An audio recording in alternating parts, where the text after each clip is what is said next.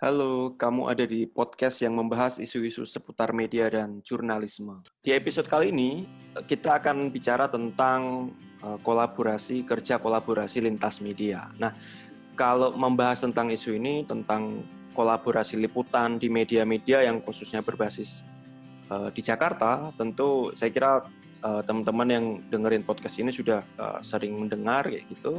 Nah, sekarang kita akan membahas kolaborasi liputan yang dilakukan oleh wartawan-wartawan lintas media di Yogyakarta. Nah, untuk membahas isu ini saya sudah ditemani oleh Mas Arief Kosirnawan, jurnalis Gatra yang sejak awal pandemi ini di Maret-April bekerja sama dengan wartawan lintas media di Jogja untuk melakukan liputan terkait pandemi COVID-19 di Jogja. Nah, kita akan tanya dari mulai latar belakang dibikin kolaborasi ini apa dan bagaimana ia dikerjakan dan prosesnya sampai sekarang sejauh apa gitu. Kita tanya dulu ke Mas Arief. Halo Mas. Halo Mas Wisnu. Sehat-sehat ya Mas ya? Alhamdulillah ini. Alhamdulillah. Sehat. Masih kerja dari rumah ya Mas ya? Atau udah turun liputan sekarang? Ya sesekali turun kalau dirasa penting gitu. Tapi kalau sebisa mungkin bisa jarak jauh online ya jarak jauh. Okay. Menyesuaikan lah. Mantap. Nah kita mulai saja ya Mas ya. Mungkin saya ingin mulai dari pertanyaan terkait latar belakang dulu. Nah buat teman-teman yang belum tahu, jadi kolaborasi ini dilakukan oleh wartawan di beberapa media seperti Kompas, Gatra, Tirto, CNN Indonesia, Harian Jogja, juga IDN Times. Nah sebelum kita lebih jauh, kita tanya dulu latar belakang kenapa kolaborasi ini dilakukan dan sebenarnya dulu awalnya apa tujuannya dan sejak kapan gitu. Mungkin itu Mas. Sebenarnya kalau aku pribadi sebenarnya COVID ini kan suatu yang baru ya. Bahkan isu kesehatan pun itu bukan domain yang mayoritas lah kalau untuk liputan sehari-hari gitu. Isu kesehatan itu sangat jarang, apalagi ini ada sesuatu yang baru gitu, COVID itu. Aku pribadi juga harus banyak baca, harus banyak tahu. Nah waktu awal-awal kasus itu muncul di Jogja itu seringkali infonya itu nggak terlalu memadai gitu. Ini awalnya dari kontak-kontak pribadi aja antar teman gitu. Karena aku waktu itu aku sama Haris dari Kompas itu sering ngobrol japri-japrian aja. Jadi ini hitungannya benar atau enggak, akumulasi kasus gitu, terus perkembangan kasusnya seperti apa, penularannya itu ini waktu itu ada istilah-istilah PDB gitu, kita bahas lewat japri itu. Kemudian melibatkan teman-teman yang lain, ada Mbak Bekti dari Harian Jogja, terus kontak juga sama Mas Nurhadi dari VOA Indonesia. Waktu itu juga ada teman dari Pandangan Jogja. Itu kita waktu itu ngobrol-ngobrol sepakat ya udah kita nulis bareng isu itu gitu.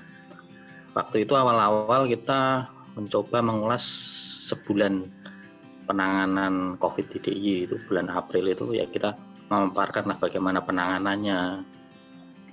Kemudian kita coba ngobrol dengan epidemiolog gitu.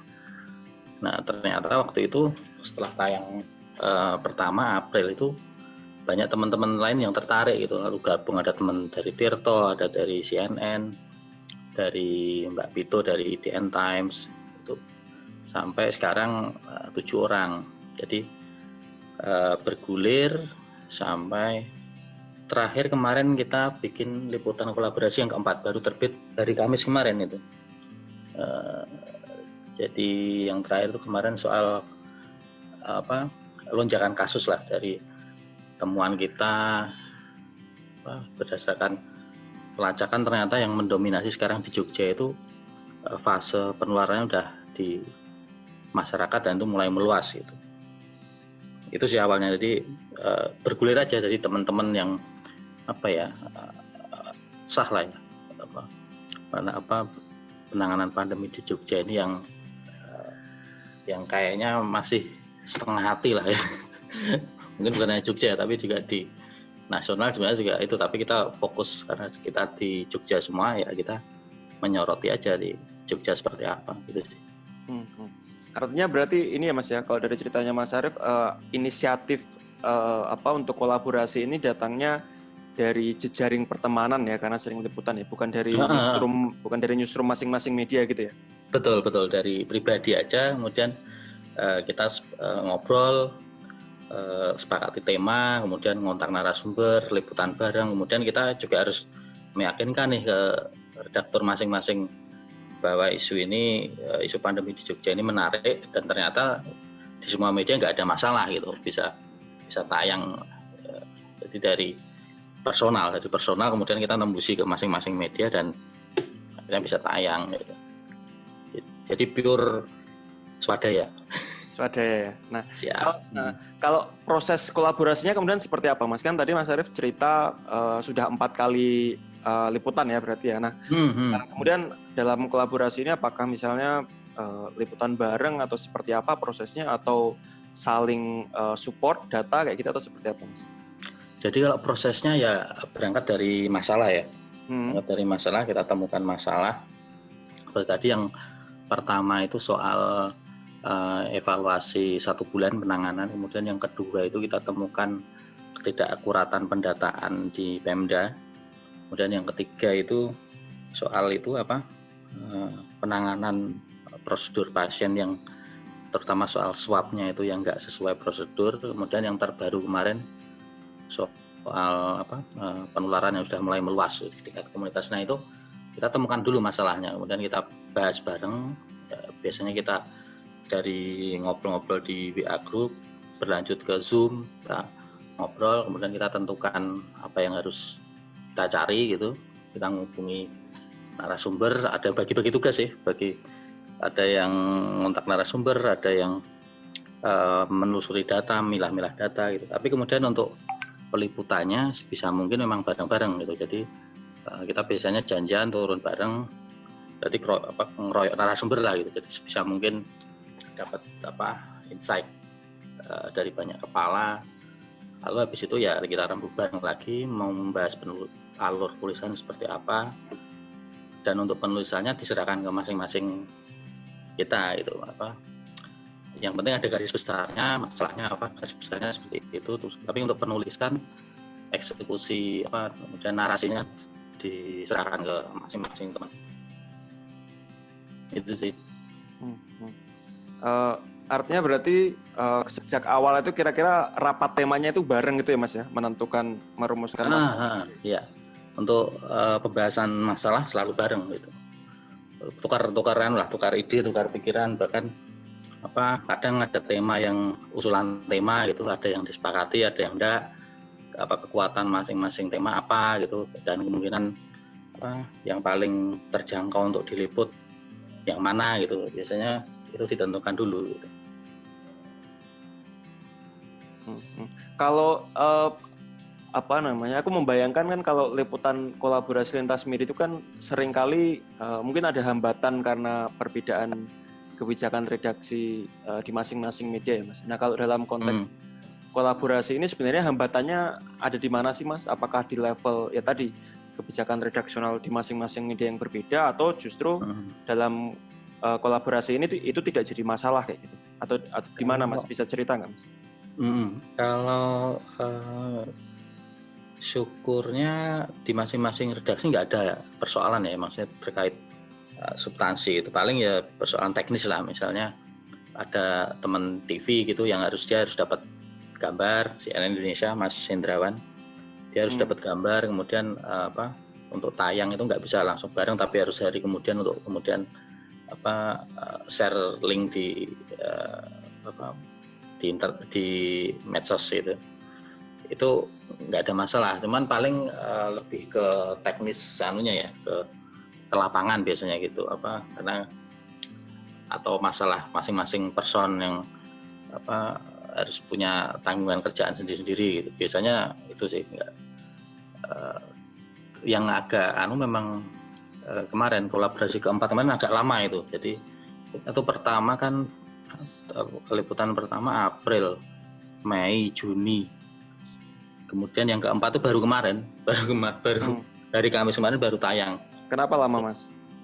Jadi waktu itu ada selain kesibukan masing-masing ya, karena kita kan fleksibel ya waktunya, nggak ada keharusan apa yang baku gitu per apa gitu sebenarnya. Nah kemarin waktu ngejarnya sih sebenarnya 6 bulan pandemi itu bulan September ya, tapi ya. waktu itu kan kita yang tema terakhirnya kan sebenarnya kita mau melacak itu kan, kenapa penularannya di Jogja itu sudah meluas itu. Waktu itu kan salah satu asumsinya kan karena pelonggaran itu kan, pelonggaran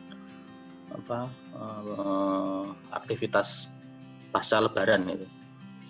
Nah itu tapi kemudian karena harus mencocokkan itu dengan data kuantitatifnya agak lama, itu akhirnya mundur juga. Mundur, tapi kemudian kita menemukan insight baru itu terutama terkait tracing. Jadi tracingnya yang sudah nggak kekejar lah gitu. Jadi tracing di Jogja ya Mas ya? Iya, tracing. Jadi kalau awal-awal dulu itu kasus kan didominasi oleh pelaku perjalanan. Jadi Pemda itu nyebut banyak kasus itu karena dari luar masuk Jogja sehingga kasus tinggi. Tapi temuan kita itu bahkan di September itu separuh kasus lebih itu dari hasil tracing atau lacak kontak. Jadi artinya bukan dari orang luar tapi sudah ada di sekitar kita gitu. Jadi dari transmisi lokal gitu ya Mas berarti Mas? Betul, transmisi lokal, dan itu kalau versi epidemiolog itu transmisi lokalnya itu kan ada stepnya sendiri. Jadi ada transmisi lokal di komunitas dan ada transmisi lokal yang sudah meluas itu. Ya, dan ini sudah meluas itu. Jadi bukan hanya transmisi lokal tapi transmisi lokalnya itu sudah meluas.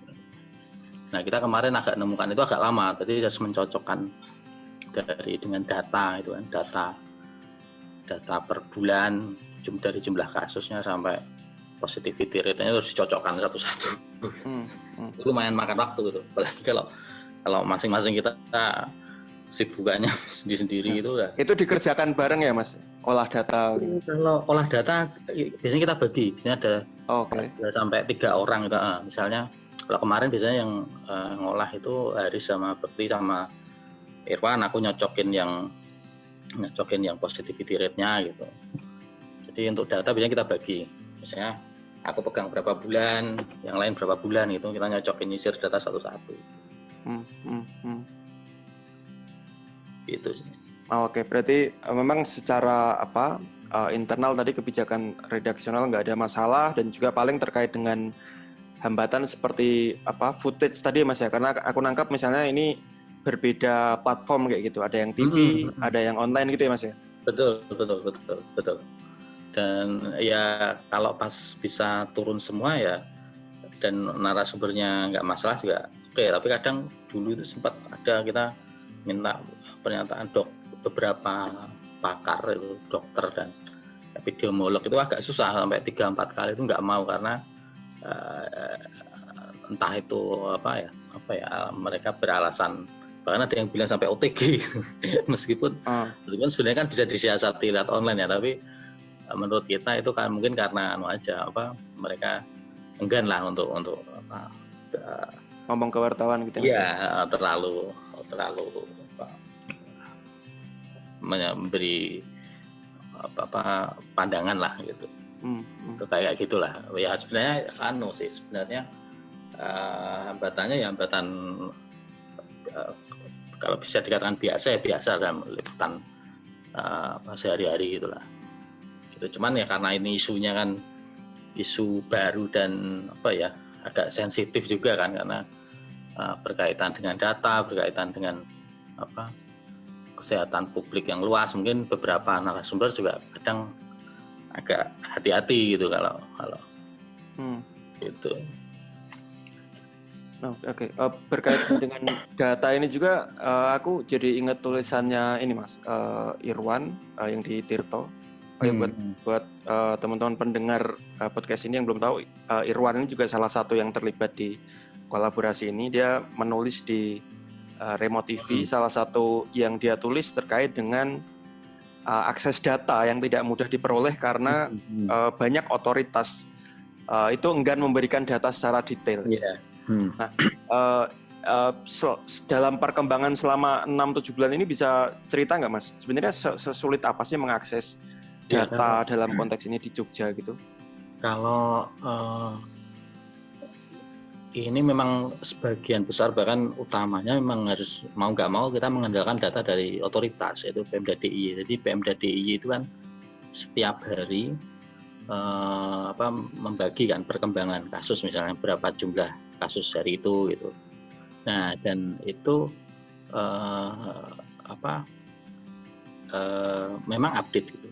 Tapi kadang yang meleset gitu, atau kadang di awal-awal dulu pandemi itu pendataannya nggak sebanyak, kategorinya nggak sebanyak hari ini gitu. Bahkan di liputan kedua dan ketiga kita itu setelah liputan itu ada tambahan dari Pemda DIY menambahkan jumlah warga yang dites gitu. Itu kan tadinya nggak ada itu jumlah warga yang dites, itu kan berkaitan dengan untuk penghitungan positivity rate, itu kan penting itu.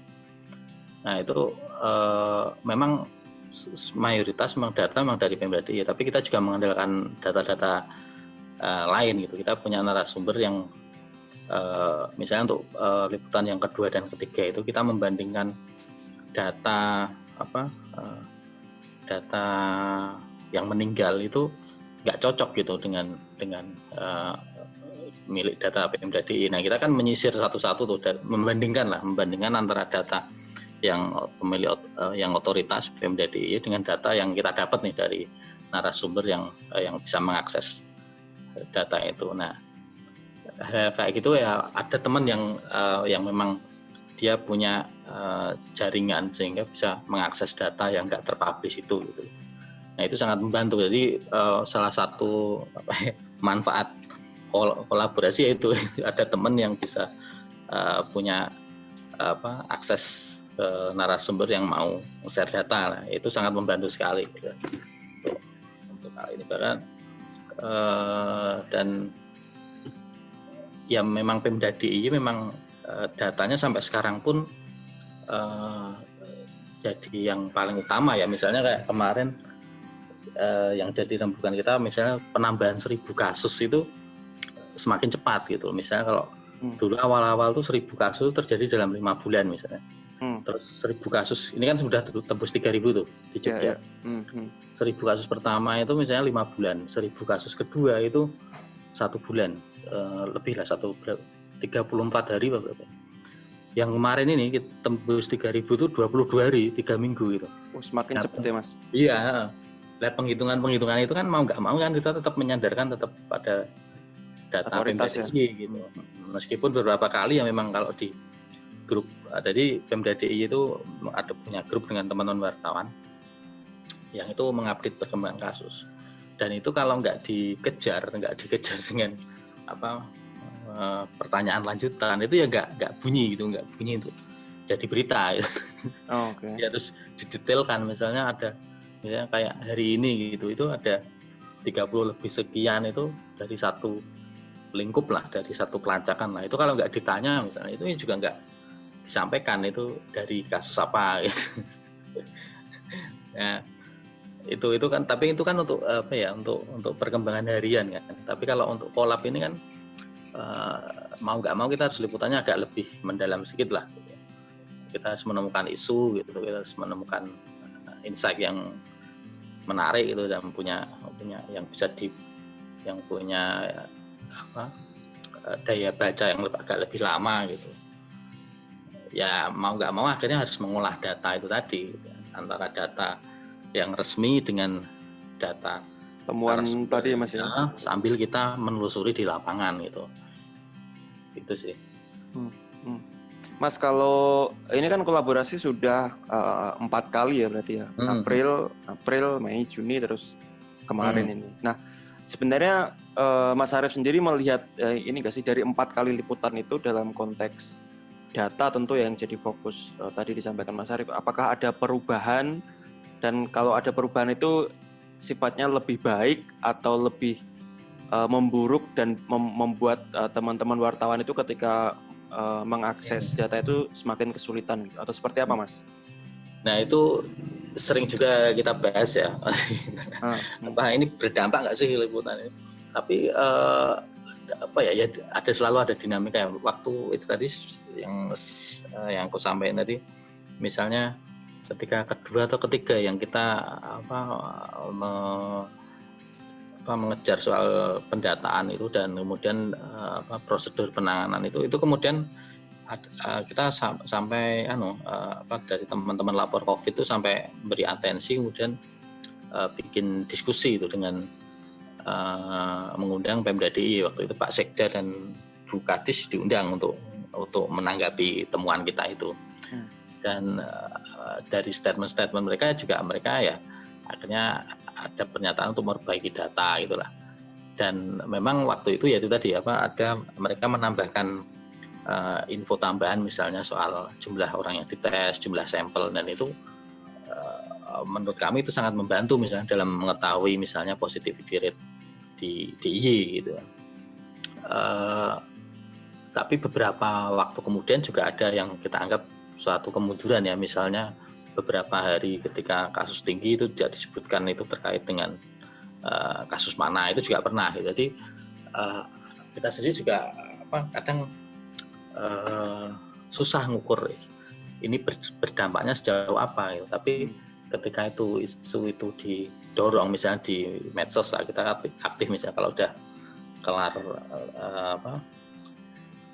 tayang itu biasanya kita kumpulin jadi satu semacam narasi gitu, kita sebar ke teman-teman kita lah, misalnya di medsos, lewat WA itu ya kita lihat respon itu misalnya di Twitter tuh ya lumayan gitu, maksudnya atensi untuk melihat kasus COVID di DIY itu ada itu dari netizen maupun beberapa otoritas juga merespon itu gitu. Jadi ya kenapa tidak ini nggak dilanjutkan, karena setiap isu pasti ada responnya juga gitu. Itu no. Berarti masih ini juga ya diskusi apakah liputan yang teman-teman lakukan ini punya dampak dan sejauh apa dampaknya kayak gitu ya, iya, Mas ya. Ini. Jadi dan itu justru bikin kita ya lanjut aja gitu loh, karena toh juga itu ada responnya juga gitu loh untuk aware isu ini, karena kan ini kan juga naik turun tuh, bahkan cenderung makin longgar kan. Kalau di liputan terakhir kita kan bukan hanya menyoroti kasus COVID ini udah meluas di komunitas, tapi juga kita juga memberi semacam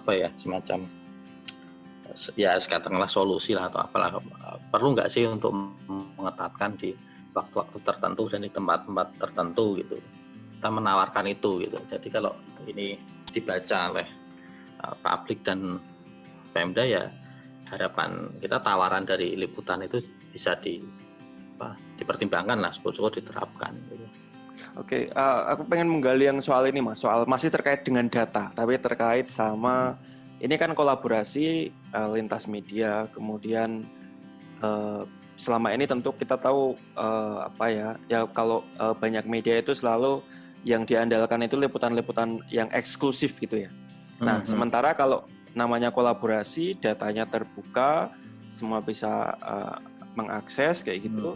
Kemudian apakah teman-teman ini juga terbuka satu sama lain untuk data? Kalau iya, kemudian di titik mana kemudian perbedaan dalam angle tulisan itu bisa dikerjakan dan menjadi beda di masing-masing media gitu, Mas?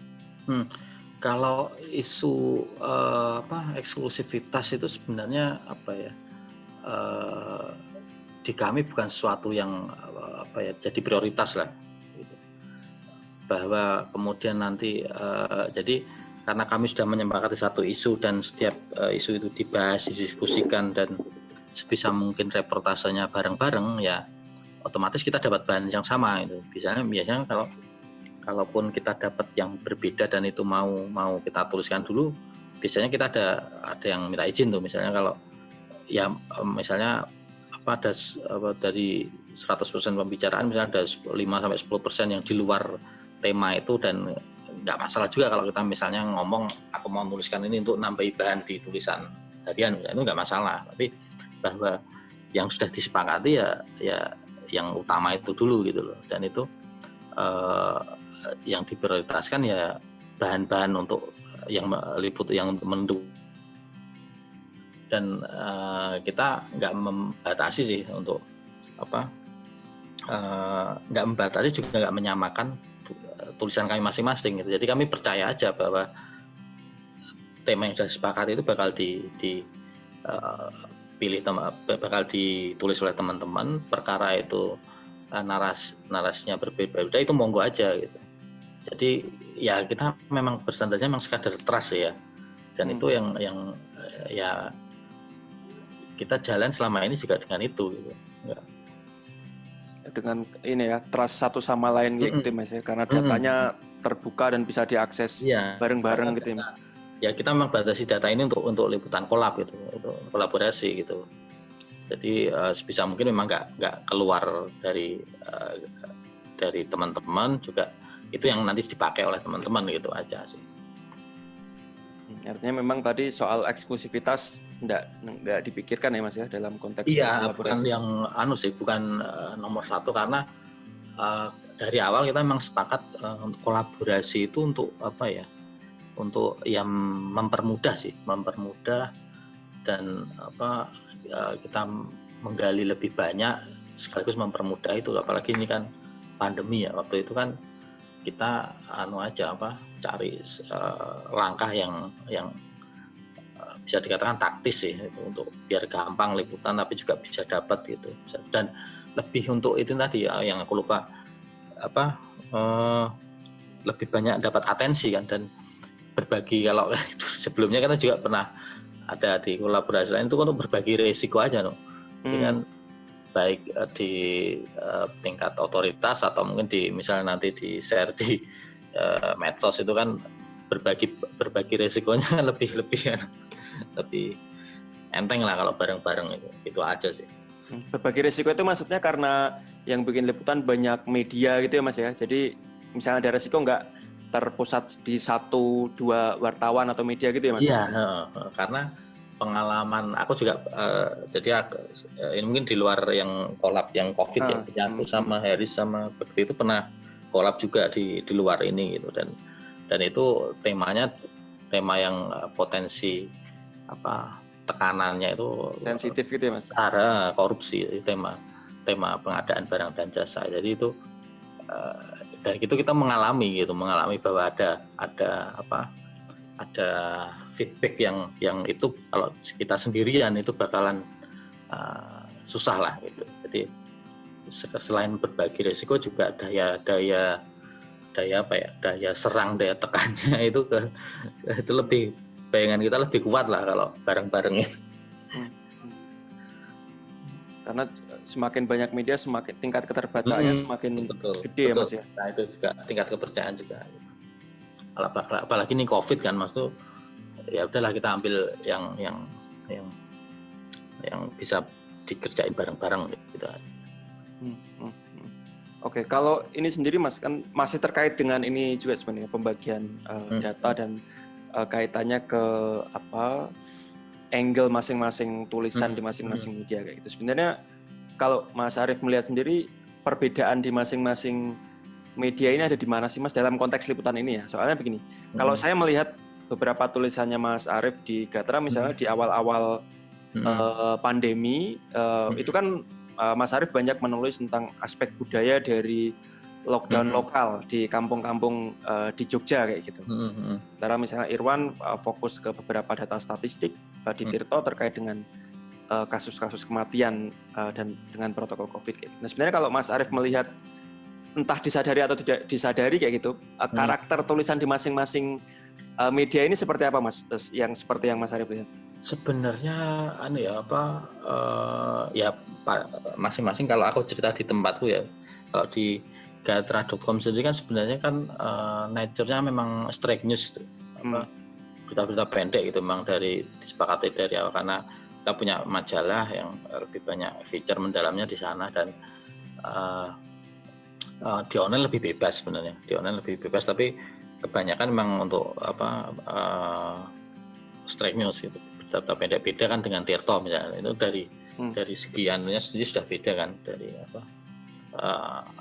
bentuk tulis. Tapi Ya kalau di tempatku sebenarnya bebas saja, maksudnya selama itu memungkinkan untuk ditulis panjang ya nggak apa-apa gitu.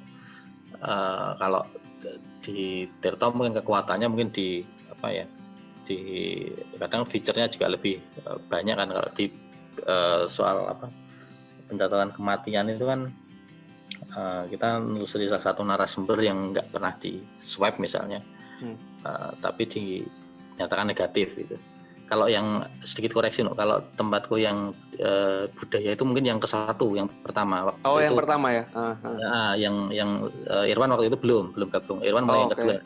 Kalau yang di pendataan itu kita nulis bareng itu.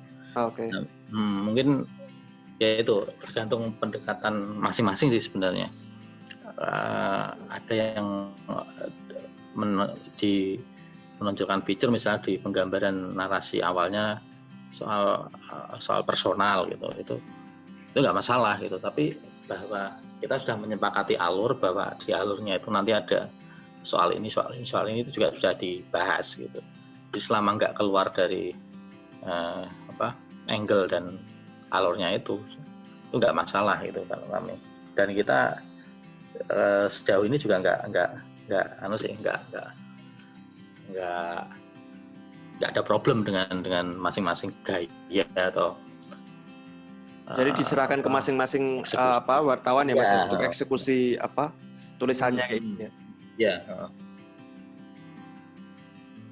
Bahkan misalnya di VOA itu kan dia kan juga memasukkan audio kan, dan dia karena skop medianya internasional, dia nggak mungkin bicara detail misalnya bicara detail ya orang per orang, itu dia sudah menyampaikan itu ya nggak masalah gitu. Jadi dia mengambil garis besar, kemudian angka kuantitatifnya gitu, tapi dia dari awal nggak mungkin mendetailkan secara rinci gitu sampai desa kecamatan, itu nggak masalah juga gitu. Atau mungkin kalau di Harian Jogja itu malah lebih detail untuk skop, karena wilayah Jogja kan dia mungkin lebih detail menggambarkan skop misalnya, karena dia secara berita harian juga menggambarkan penularan di sampai level desa kecamatan gitu. Lebih dekat gitu ya Mas ya, karena orang lokal ya. Itu juga kan iya. Ya.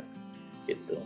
Jadi masing-masing punya sendiri, dan sejauh ini kalau dari setelah tayang itu juga nggak ada evaluasi yang sangat ini nggak sesuai dengan nggak pernah ada gitu. Dinamikanya paling waktu itu ada satu teman yang mengundurkan diri karena beberapa kali tidak bisa menyelesaikan tulisan gitu aja. Gitu. Kalau tadi Mas Arief cerita tentang evaluasi, memang selama ini proses evaluasinya gimana sih Mas, dan apa yang dievaluasi Mas? Ya kalau yang biasanya kalau yang terakhir kemarin itu karena kita yang kemarin nggak terlaluan sih, yang sebelumnya nggak terlalu paling ya itu tadi misalnya dampaknya sejauh mana gitu, ini direspon siapa gitu. Tapi yang terakhir kemarin itu kita kan menentukan seminggu sebelumnya tayang Kamis tanggal 8 kan. Ternyata Rabu malam itu kan udah rame mau demo kan. Oke. Jadi tayangnya pagi-pagi, tapi kemudian kita share itu lebih banyak di hari Sabtu atau Minggu itu. Kita share hari itu gitu. Biar momennya nggak ke ini ya Mas ya, ke demo gitu ya. Karena atensinya paling kan nggak sebesar kalau pas sehari itu nggak ada isu apa-apa kan. Pas sepi isu ya. Itu sih lebih ke isu biar lebih ke istilahnya teknis publikasi atau biar berarti pasca liputan ya Mas ya, salah satunya. Gitu. Ya aku membayangkan juga sulit juga kalau kemarin misalnya di share waktu rame liputan, karena misalnya waktu demo maksudku, karena waktu demo kan netizen juga fokusnya ke situ semua. Iya, makanya karena biasanya si Haris yang nge-share itu biasanya kan kita kasih narasi awal, kemudian link-link teman-teman kan, dan itu di-share ke narasumber, ke Pemda, ke medsos gitu, dan itu lumayan waktu, terutama yang lumayan itu ya yang tadi, yang kedua sama yang ketiga itu, yang pendataan itu, karena kita waktu itu benar-benar menggali data dan bandingkan dengan yang di lapangan sama data pembanding kita gitu. Kalau masih terkait evaluasi Mas, kalau tadi kan evaluasi setelah tayang, tapi kalau evaluasi secara umum Mas, setelah 4 liputan ini ya, 4 kali liputan kolaborasi, kemudian tadi juga ada pertanyaan-pertanyaan seberapa jauh sih liputan ini berdampak kayak gitu. Nah, selain soal bahwa di otoritas juga data-data masih amburadul, menurut Mas Arief apa sih yang bisa dievaluasi dalam konteks kolaborasi ini, dan apa yang bisa normatifnya, apa yang bisa kita jadikan pelajaran gitu Mas? Kalau tadi yang soal data amburadul banget sih enggak sebenarnya. Enggak sih ya. Tadi Pemda itu lumayan loh kalau dibandingkan dengan daerah lain, kita membandingkan Pemda DIY itu lumayan. Mau ya tadi misalnya kalau setelah kita ada data tambahan gitu, lumayan sebenarnya untuk pendataan itu. Tapi ya mungkin kalau untuk ya mungkin kalau penanganan tuh memang masing-masing daerah juga punya kendala ya. Tapi untuk evaluasi memang belum berhenti untuk memperhitungkan dampak ini apa sih efeknya gitu. Memang belum selesai gitu.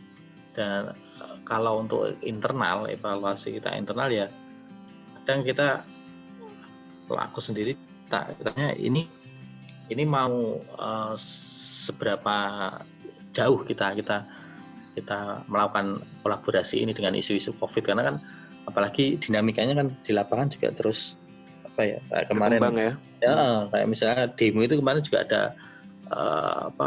diskusi lagi gitu. Ini karena misalnya di liputan keempat kita itu beberapa poin juga menekankan ada pembatasan di tempat-tempat publik misalnya. Bahkan di tulisanku tuh jelas-jelas ada minta pembatasan di Malioboro misalnya, karena ada kasus beberapa pedagang di sana gitu. Itu kemudian ada demo, terlepas bahwa hampir semuanya kita sepakat itu penolakan omnibus.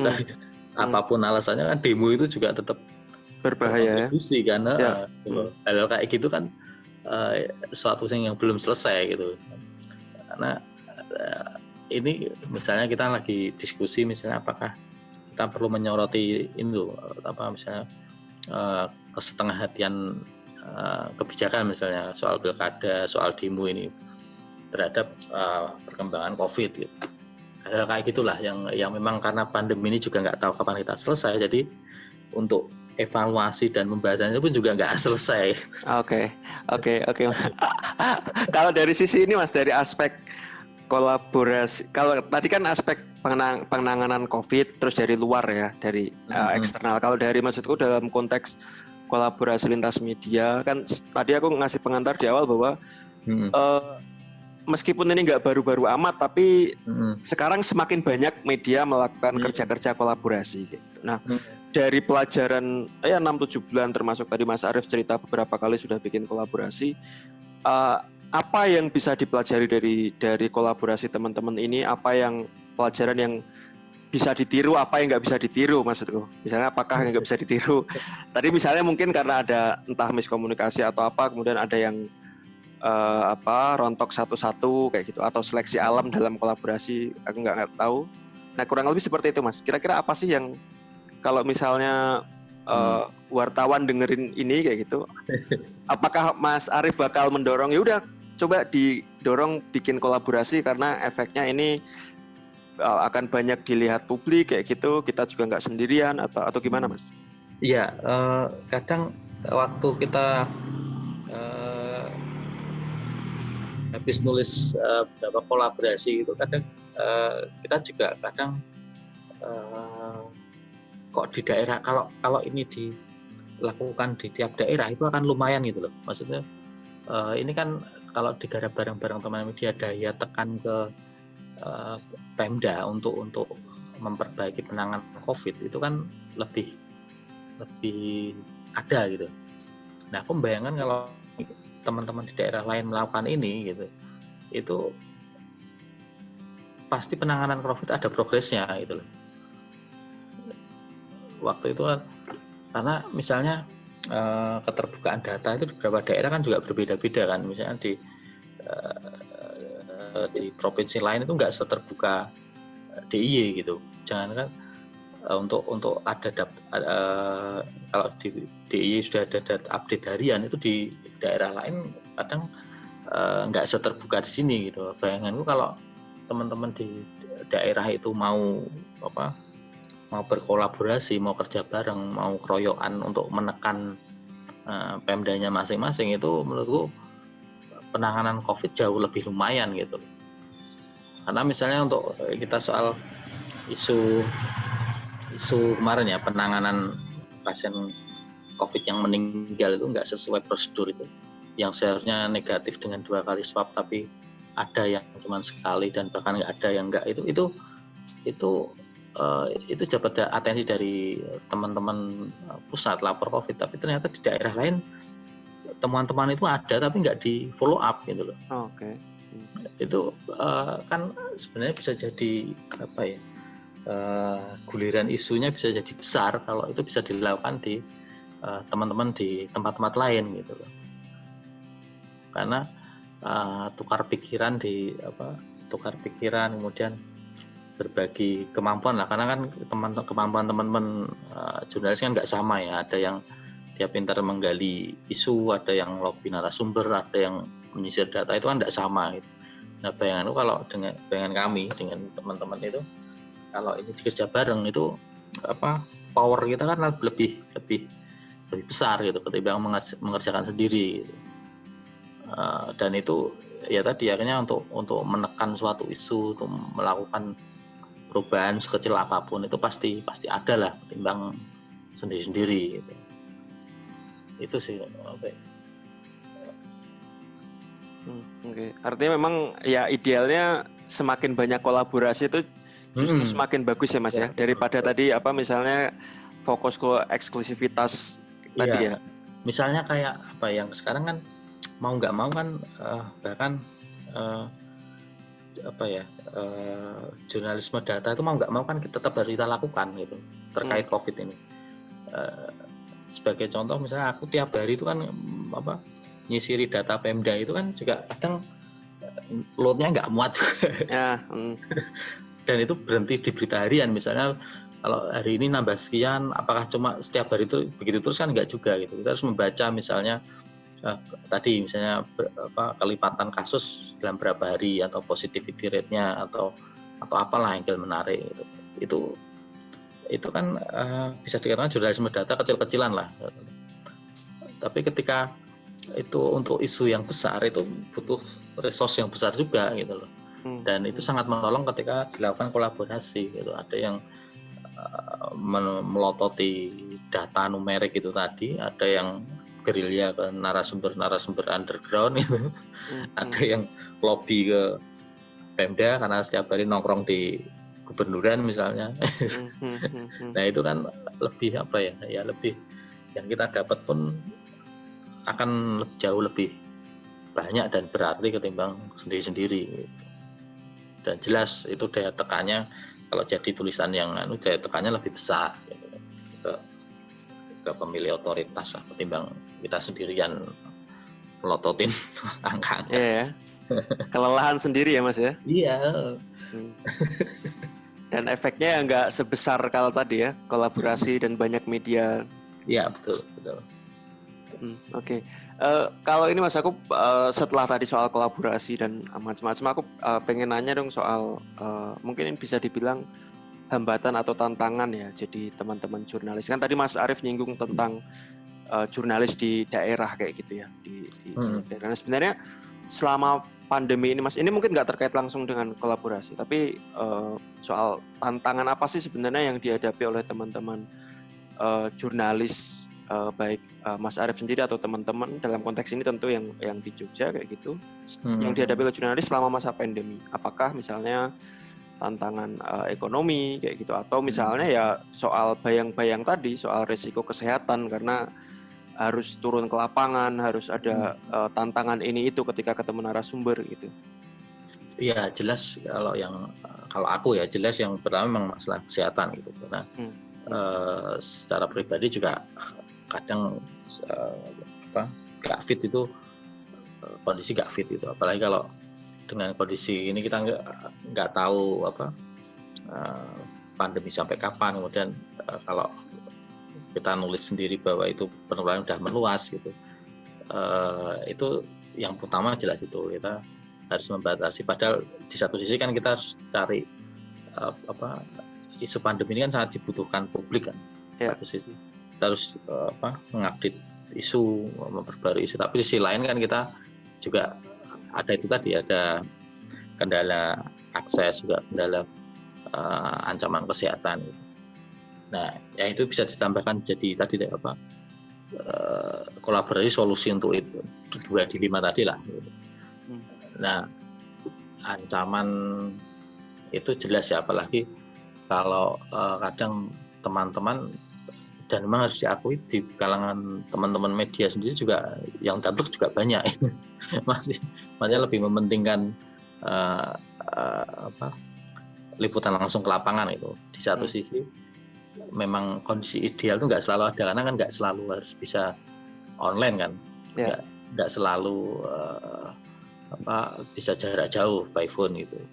Di satu sisi itu, di sisi lain juga nggak bisa dimungkiri ada teman-teman yang memang lebih mantep gitu, turun ke lapangan gitu. Nah, kalau kemudian itu jadi hambatan ya bisa aja itu jadi hambatan. Tapi kalau kolaborasi kemarin itu kalau aku secara pribadi sangat menolong gitu. Jadi dilalah tim-tim kami sangat aware itu ya, kesehatan itu sangat. Jadi kalaupun narasumber sejauh itu bisa diwawancarai by phone atau via Zoom itu ya via online gitu. Selebihnya lebih ke